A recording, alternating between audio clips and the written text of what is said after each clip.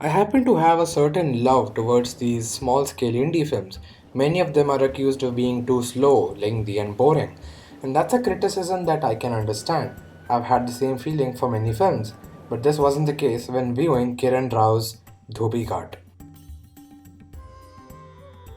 Now, keep in mind, I might misinterpret many scenes in the film, but I can only talk about what I understood and took from the film. This is a beautiful love letter to the city of Mumbai, and it feels special because it's a letter that doesn't glorify the city. It celebrates everything about it, the good, the bad, and the ugly.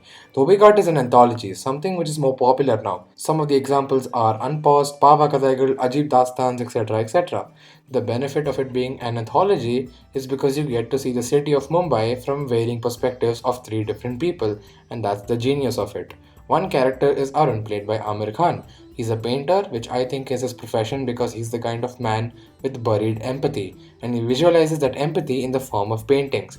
This art form allows him to visually express himself.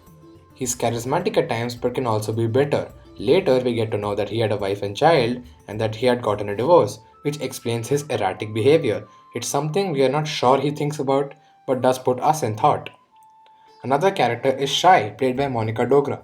She is an outsider from America who comes to Mumbai and pursues photography. She sees the city in a different light, from the perspective of a newcomer. As her friend Munna is disgusted by his own town, Shai sees it as a beautiful place. She forms connections with Mumbai and slowly becomes a part of it, but manages to stay distant. She's rich and elite, but that doesn't decide her personality. She is unapologetically her. And our third character is Munna, played by Pratik Babbar.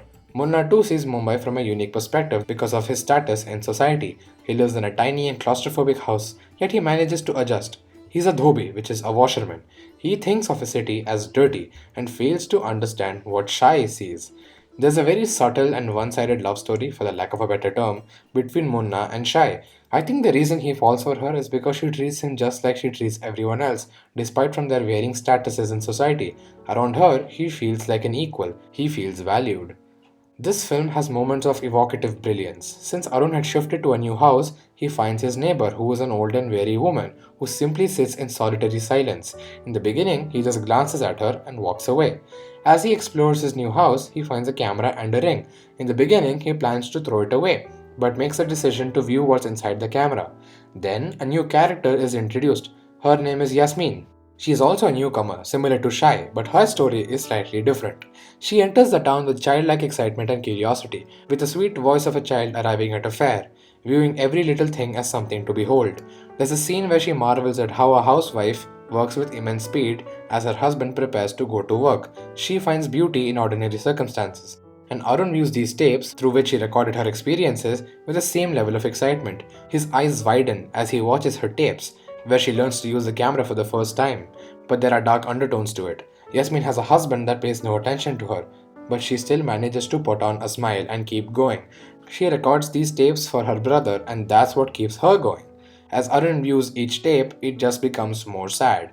There's a scene where she meets the old neighbor, which Arun had met earlier, but she was still silent. Yasmin feels pity for her, and so does Arun.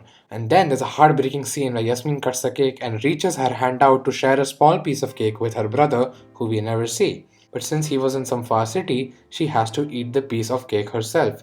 Then she reminisces over her younger days with her brother, where she used to hide during Eid. She talks about how she felt pity for the helpless animals who they help raise, who eventually have to get murdered. Arun emotionally engages with this, and so we latch on to him because we feel what he feels. We both view these tapes and learn something about her at the same time. He is the audience stand in. Yasmin talks about how she used to be happy before her marriage and how she was forced into it. It subtly expresses her condition and how the city can be an oppressive force. Mumbai is a claustrophobic character in and of itself. पता नहीं लोगों को ये सब शादी का चक्कर क्यों अच्छा लगता है। मुझे शादी करनी ही नहीं चाहिए थी, लेकिन मेरी किसी ने नहीं सुनी। मैं कितनी खुश थी।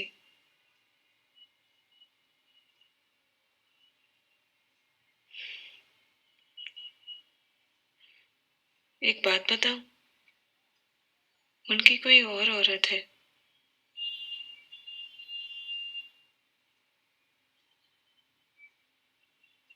मुझे कुछ पूछना था उनसे, तो मोबाइल का नंबर घुमाया। तो एक औरत उठाकर कहती है, तुम कौन?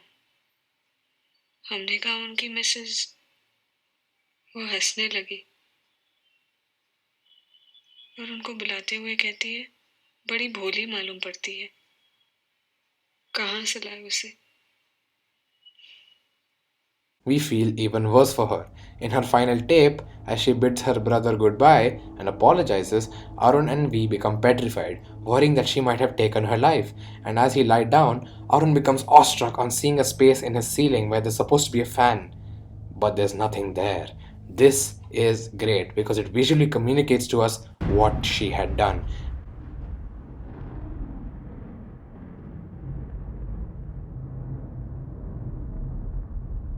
And in this case, a visual storytelling was extremely impactful.